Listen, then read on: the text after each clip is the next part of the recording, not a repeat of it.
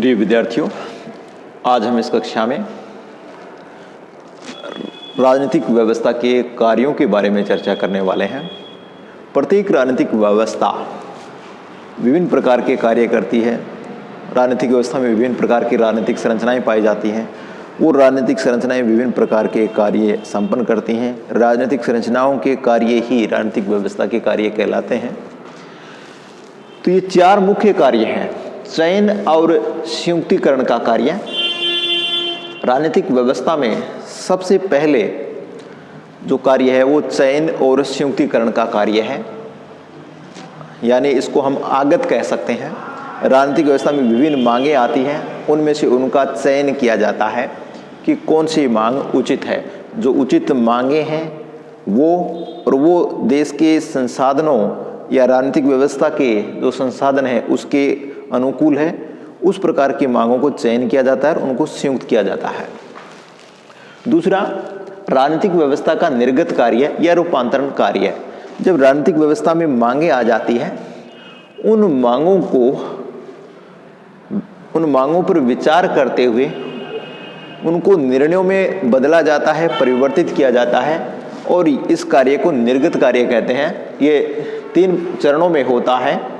पहला, मांगों को नियम निर्माण, दूसरा नियम क्रियान्विति, तीसरा नियम अधिनिर्णय। तीसरा कार्य है राजनीतिक व्यवस्था का राजनीतिक व्यवस्था के अनुरक्षण कार्य, यानी राजनीतिक व्यवस्था को बनाए रखने वाले, अनुरक्षित करने वाले कार्य होते हैं। प्रत्येक राजनीतिक व्यवस्था में अनुरक्षण कार्य निम्न प्रकार से किया जा सकता है। पहला, राजनीतिक दलों और हित समूहों के आधार पर, यानी राजनीतिक दल और राजनीतिक हित समूह है वो अपनी राजनीतिक व्यवस्था की सुरक्षा के लिए अपनी राजनीतिक व्यवस्था के पक्ष में विचारों को बढ़ावा देते हैं। दूसरा, संचार माध्यमों के आधार पर, जिसमें प्रेस यानी प्रिंट और इलेक्ट्रॉनिक मीडिया दोनों की भूमिका, रेडियो और दूरदर्शन कुछ मांगों को औचित्य या कुछ मांगों का अनुचित्य जनसाधारण को बतला सकते हैं। कुछ मांगों को तत्काल स्वीकार करने में क्या क्या कठिनाइयां आएगी, इनका उल्लेख संचार साधनों द्वारा किया जा सकता है। यानी संचार साधनों की भी राजनीतिक व्यवस्था के अनुरक्षण में महत्वपूर्ण भूमिका है।